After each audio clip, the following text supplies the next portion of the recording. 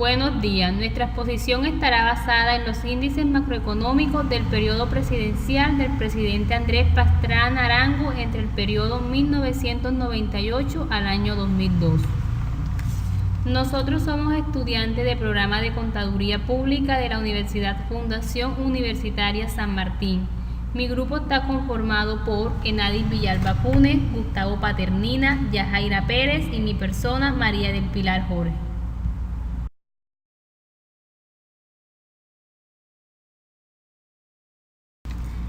Empezamos hablando del perfil de Andrés Pastrana Arango con sus respectivos ministros de Hacienda.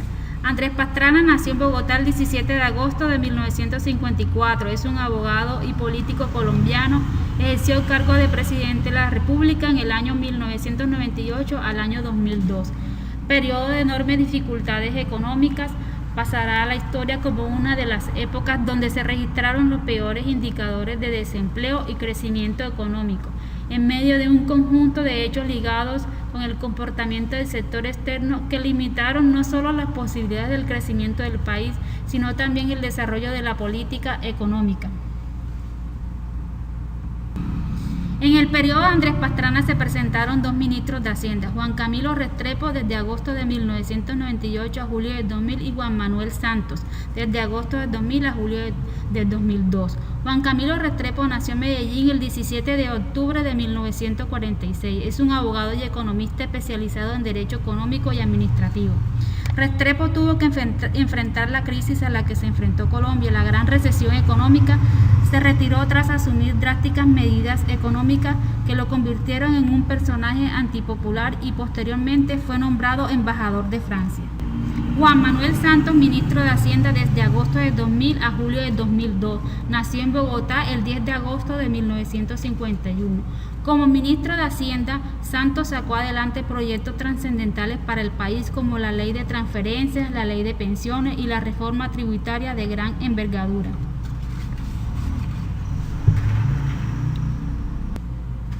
Este periodo se vio afectado por la coyuntura internacional muy compleja y volátil, la cual ha impedido obtener los frutos deseados en materia de crecimiento no solo en Colombia, sino en buena parte de América Latina. Por ejemplo, en este periodo de 1998 al 2001 se caracterizó por dos crisis internacionales, la del sudeste asiático de 1997 al 98 y la recesión mundial del 2001 al 2002, con los agravantes provenientes del terrorismo del 11 de septiembre y del estallido de la crisis argentina. Al mismo tiempo, se presentó una prolongada caída en la demanda agregada interna, agravada por la crisis financiera local y la agudización del conflicto interno. Todo esto ha tenido graves repercusiones fiscales. Para colmo de males, la necesidad de sufragar las pérdidas derivadas de los desmanes en el manejo de la banca pública y la crisis del sistema hipotecario no dejaron alternativa distinta a la de recurrir a la adopción del impuesto a las transacciones financieras como el 2 por mil, a partir de diciembre de 1998 y su posterior elevación desde enero del 2000 que pasó al 3 por mil.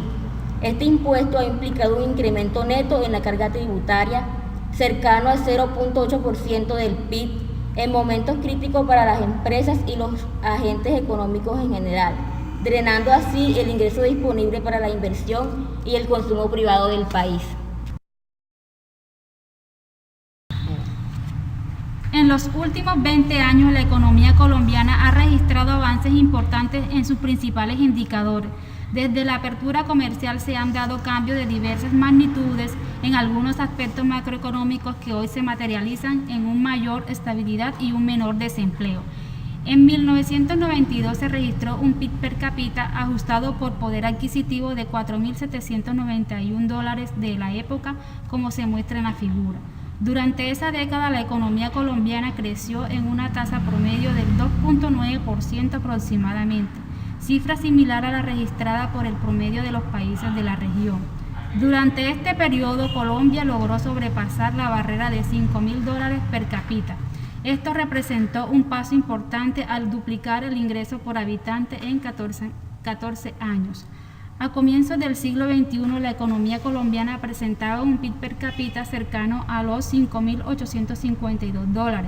En términos de crecimiento, su ritmo era más acelerado en comparación con el resto de la región. mientras que entre el año 2000 y 2010 el producto del país creció en 4.1%, el resto del país de la región lo hizo en un promedio aproximado del 3.1%. Como se puede observar en la gráfica, la flecha roja nos indica el periodo comprendido entre el año 1998 al año 2002, donde se presentó un crecimiento per cápita bajo debido a la recesión económica que se presentó en el país.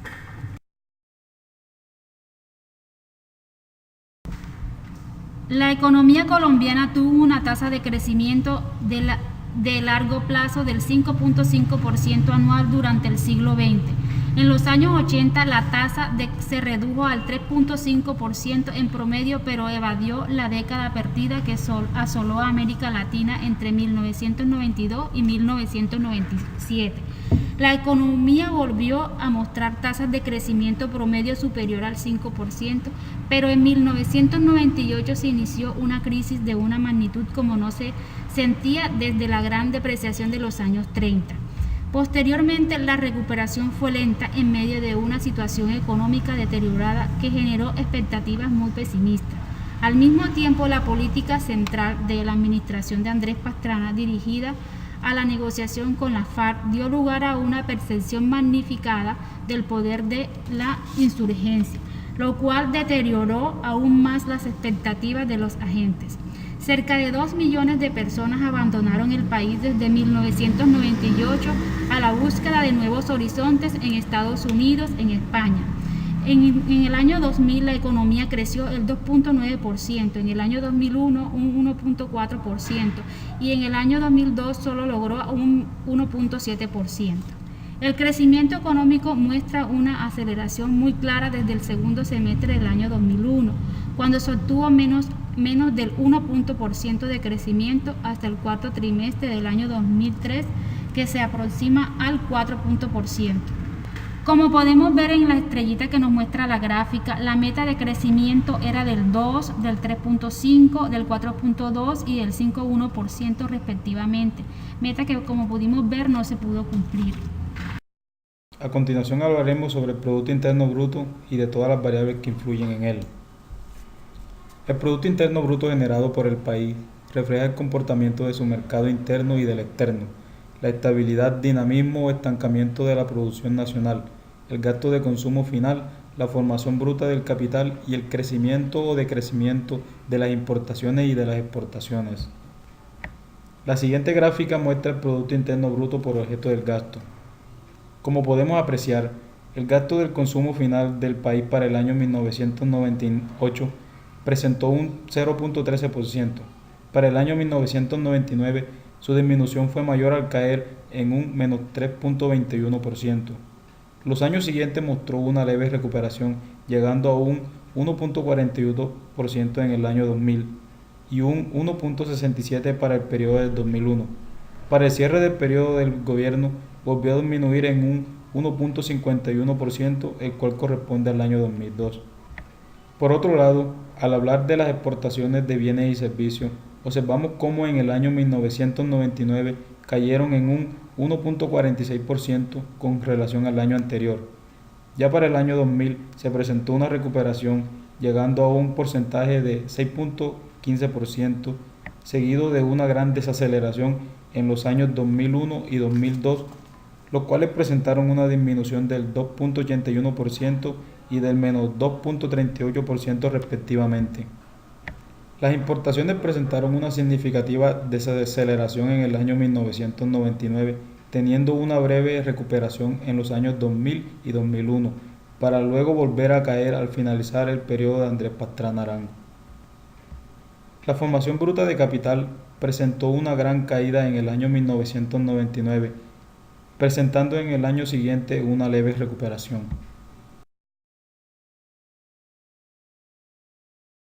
El PIB es el valor monetario de los bienes y servicios finales producidos por una economía dentro de un periodo determinado. Ayuda a medir el crecimiento y decrecimiento de la producción de bienes y servicios de las empresas de cada país dentro de su territorio. En el periodo de Andrés Pastrana Arango, los años 1998 y 1999 se caracteriza por una fuerte contracción de la actividad económica. El Producto Global cayó, caídas que oscilaron en términos anuales entre 0.8% y 6.6%. La segunda, 2000-2002, puede caracterizarse como una fase de recuperación modesta y frágil. El crecimiento del producto fue de solamente 1.9% anual y sus ritmos anuales fluctuaron entre 3.4% en el cuarto trimestre del 2000 y menos 0.1% en el primer trimestre del 2002. A finales de dicho gobierno, la economía crecía aproximadamente en 2% anual. Podemos observar que a partir de 1996 se inició una fuerte desaceleración del PIB colombiano, brevemente interrumpida por la burbuja de actividad económica que se registró en el periodo 1997 y 1998 en un contexto de grandes desequilibrios macroeconómicos. Esta burbuja fue resultado principalmente de una política monetaria contracíclica adoptada entre finales de 1996 y principios de 1998, que precipitó un ataque cambiario y obligó a las autoridades monetarias a responder mediante alzas en las tasas de intereses. La contracción de la demanda agregada fue también impulsada por los choques externos, tanto reales como financieros, que se presentaron desde mediados de 1997. El primero fue la caída en los precios mundiales de los bienes básicos entre el segundo trimestre de dicho año y el primer trimestre de 1999. Los precios internacionales del café descendieron un 60% entre enero de 1998 y mayo de 2002, debido a la acumulación de inventarios en los países consumidores y a la entrada en el mercado de la oferta de los países asiáticos. Los precios internacionales del petróleo cayeron también en forma significativa, alcanzando en diciembre de 1998 su nivel más bajo de los últimos 5 años, en virtud principalmente de la mayor oferta de los países miembros de la OPEP. Esta evolución desfavorable de los precios internacionales, conjuntamente con la menor oferta exportable colombiana, en el caso del petróleo, debido a la maduración de algunos pozos y al incremento de los atentados contra su infraestructura, redujeron el valor en dólares de las exportaciones tradicionales del país, que pasaron de 6.256.2 millones anuales en el tercer trimestre de 1997 a 5.264.90 millones en el primer trimestre de 1999. Por su parte, las exportaciones no tradicionales cayeron en 5.581.9 millones anuales en el primer trimestre de 1998 a 5.313.6 en el tercer trimestre de 1999. El segundo choque está asociado con la salida repentina de capitales del país y de la región, producto de la crisis financiera asiática de 1997 y rusa en 1998, entre otras, que redujo de manera importante el acceso al crédito externo y dificultó el mantenimiento de los. El desempleo fue una de las variables que más impacto tuvo en este periodo.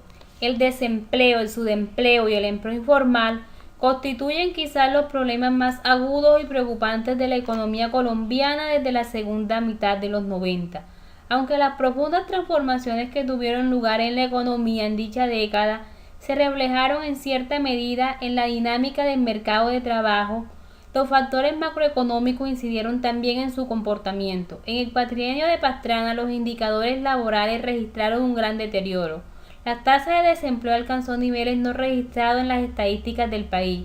La tasa de subempleo y el grado de informalidad experimentaron un aumento peligroso, reflejando la precariedad de los puestos de trabajo. Los grupos de la población más vulnerables al desempleo vieron más agudizado su problema y la oferta de trabajo tendió a aumentar. Como podemos observar en la gráfica, el desempleo aumentó un promedio aproximado de 19,6%.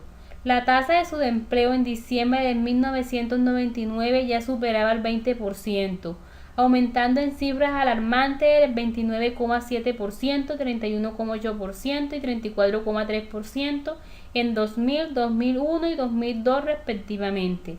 La tasa general de participación aumentó en un 64,4%. Se le atribuye este aumento a la desaceleración de la economía colombiana después de la segunda mitad de los 90, debido a que generó en las familias grandes dificultades económicas, obligando a otros miembros del hogar a empezar a buscar cualquier empleo para compensar la pérdida de ingresos. Mientras que la tasa de ocupación se estancó y las medidas adoptadas para el incremento no dieron frutos, la participación de los cesantes, que son aquellas personas que no trabajan o que perdieron su trabajo, pero no les interesa trabajar, aumentaron en estos 4 años, situándose en el 15% en septiembre del 2002. Según su posición ocupacional, los trabajadores con mayor participación fueron los empleados particulares y las cuentas propias, 50% y 33% respectivamente en este cuatrienio. Además, en promedio, el 75% de los ocupados alcanzan 11 años de escolaridad, es decir, de cada 100 personas ocupadas, 25 personas tienen entre 1 y 5 años de estudio, 23 entre 6 y 10 años, 27, 11 años de escolaridad y solo el 13% de los ocupados tienen más de 16 años de escolaridad.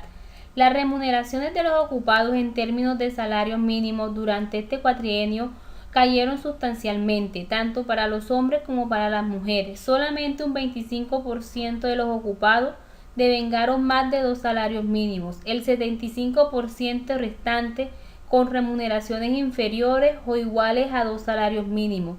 Se incrementó la participación de aquellos que recibieron menos de 1 en detrimento de la participación de aquellos que recibieron entre 1 y 2 salarios mínimos.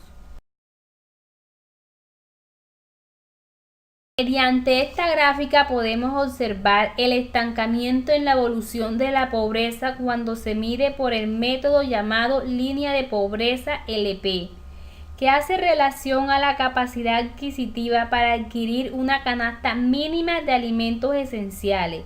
Al finalizar la administración de Lleras Restrepo en 1970, la pobreza con esta medida cobijaba más del 45% de la población, lo que equivalía a 9.600.000 personas, porcentaje que se mantiene durante las 2 administraciones de Uribe Vélez, con la diferencia que para el 2010 equivale a casi 21 millones de personas, aunque con nuevos resultados con base en una nueva metodología de medición, el porcentaje baja del 40% y el número de personas de 17 millones.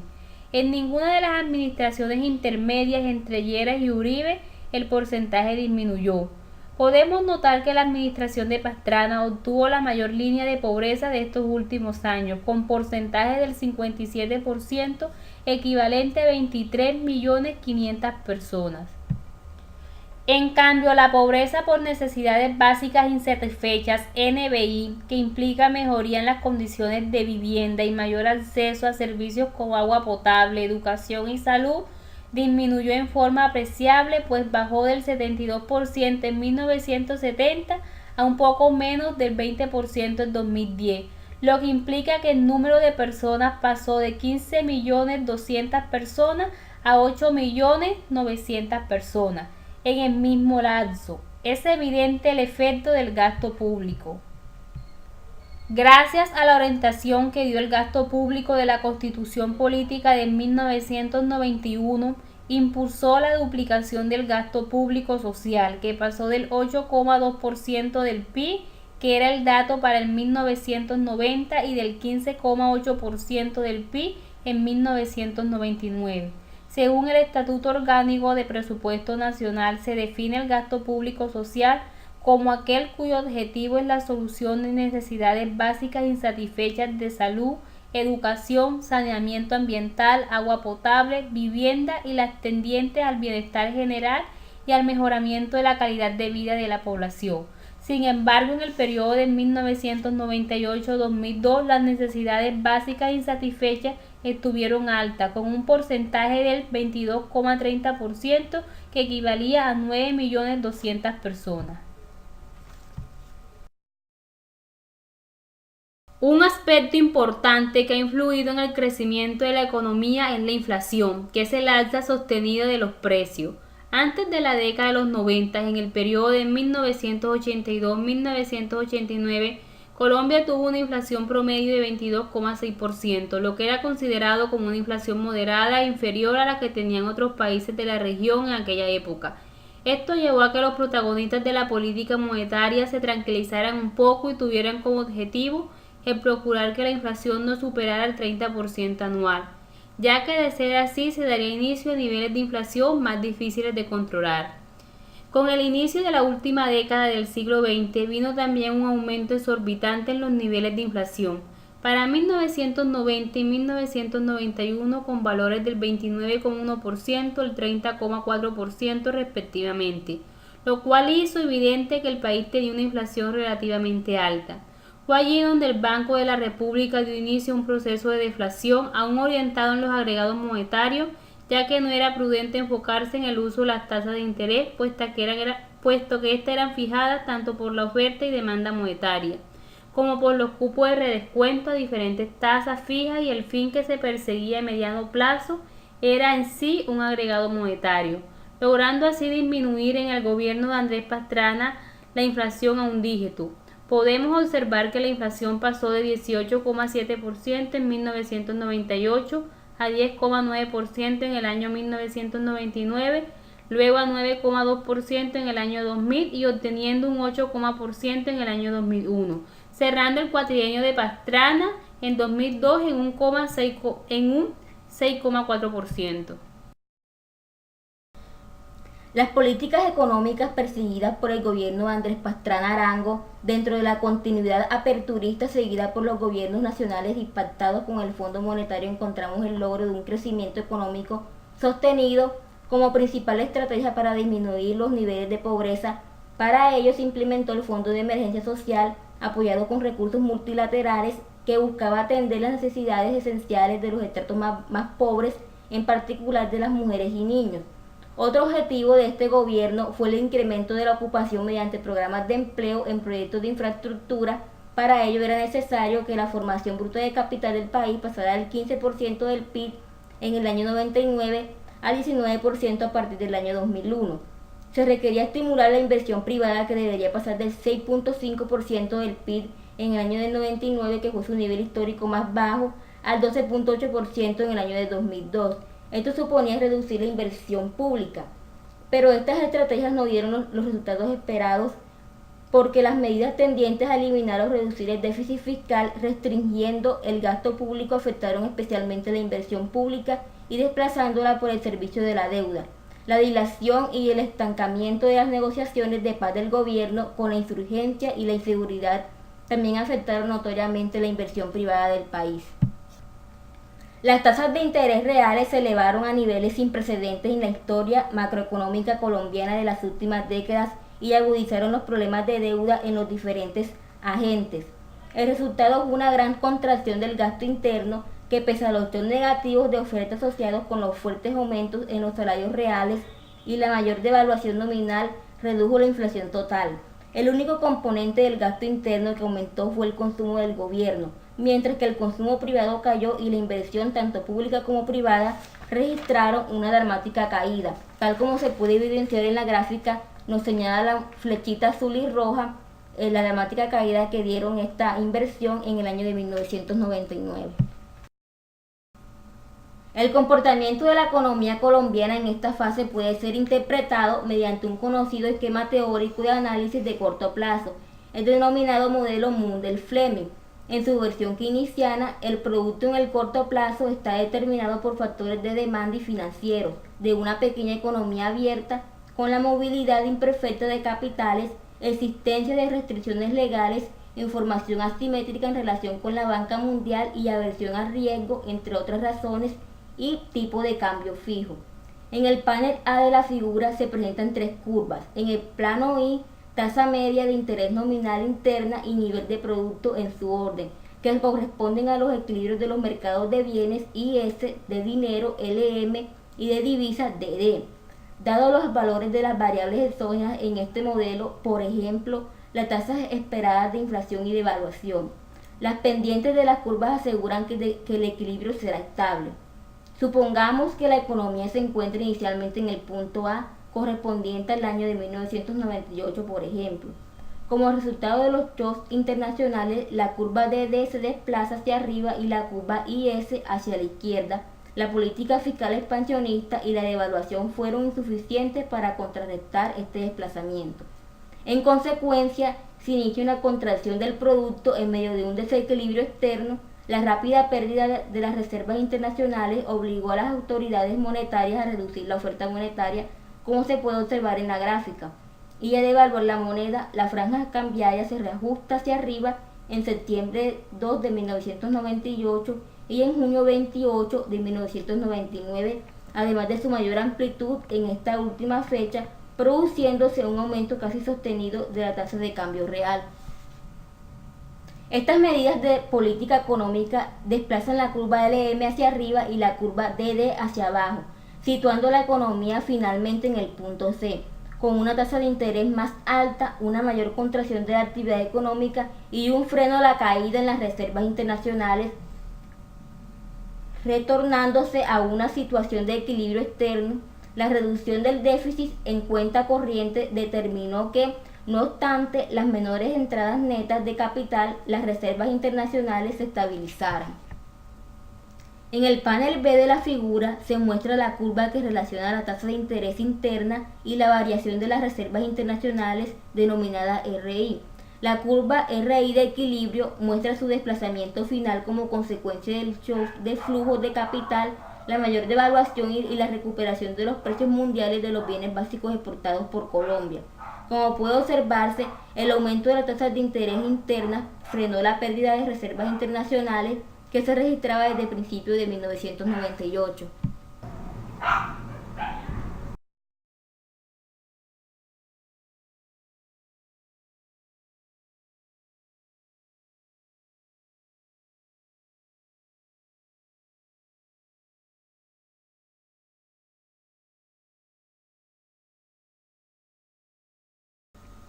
Gracias.